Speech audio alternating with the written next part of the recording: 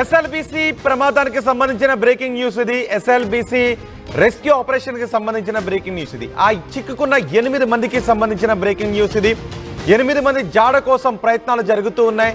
కానీ స్థానిక ఎమ్మెల్యే వంశీకృష్ణ సంచలన విషయాలు చెప్పారు. ఆ కార్మికులు బతకటానికి అవకాశం లేదు అని చెప్తున్నారు. 100% వాళ్ళు బతకటానికి అవకాశం లేదు, డాక్టర్గా చెప్తున్నాను అంటూ వంశీకృష్ణ సంచలన విషయాలే మాట్లాడారు. కార్మికుల మృతిని ఆయన ధృవీకరించారు. 8 మంది బతికుంటానికి అవకాశం లేదు, డాక్టర్గా చెబుతున్నాను అని అంటున్నారు.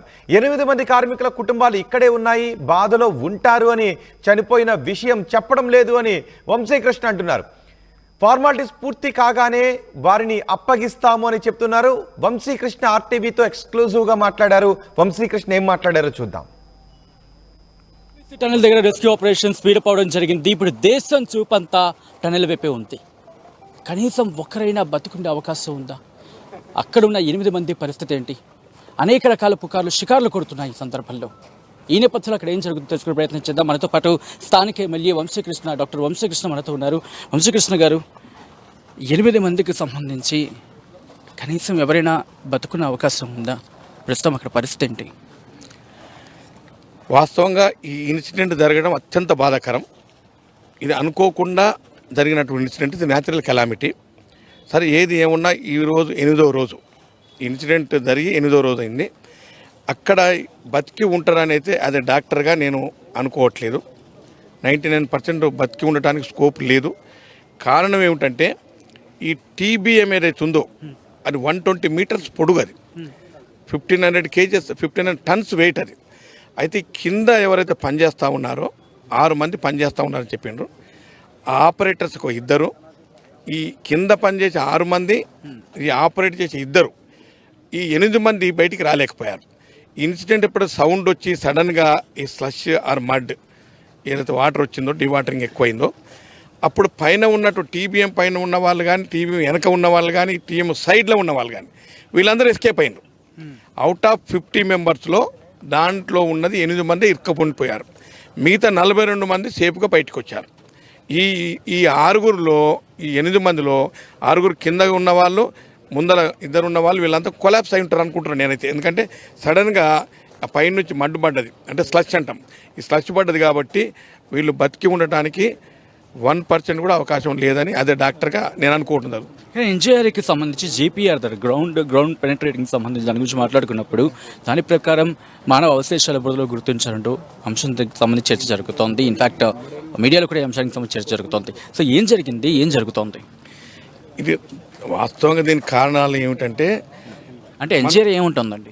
ఎన్జీఆర్ ఏముంటుంది జనరల్గా ఏంటంటే మన టీబీ అంటే మనం ఇక్కడ టనల్ కొట్టేటప్పుడు వాటరింగ్ వస్తుంది. ఆ వాటర్లో మేము అనుకోవడం ఏంటంటే వాటర్ ప్యాకెట్స్ ఉంటాయి లోపల భూమిలో. మనం బోర్ వేసినప్పుడు అక్కడక్కడ క్రాక్స్ లాగా వచ్చి ప్యాకెట్స్, ఆ ప్యాకెట్లో మనం బోర్ వేస్తేనే నీళ్ళు పడతాయి, పక్కకేస్తే పడవు. అట్లనే వీళ్ళు ఈ టనల్ ఏదైతే టీబీఎం ద్వారా టనల్ కొడతా ఉన్నారో సడన్గా వాటర్ ప్యాకెట్స్కు టచ్ అయి ఉంటుంది. ఇప్పుడు వాటర్ అంతా ఒకేసారి రావడం జరుగుతుంది. అక్కడ మట్టి ఉంటుంది కాబట్టి మట్టి వాటర్ కలిపితే స్లష్ ఫామ్ అయింది, బురద ఫామ్ అయింది. ఈ బురద సడన్గా కొలాప్స్ కావటం వల్ల కింది వాళ్ళు ఎస్కేప్ కాలేకపోయినారు, పైన ఉన్న వాళ్ళందరూ ఎస్కేప్ అయినారు. కాబట్టి మీద పడ్డది కొలాప్స్ అయింది. కాబట్టి నేను ఇంతకుముందు చెప్పినట్టుగా వాళ్ళు బతుకునేటువంటి ఛాన్స్ లేదు.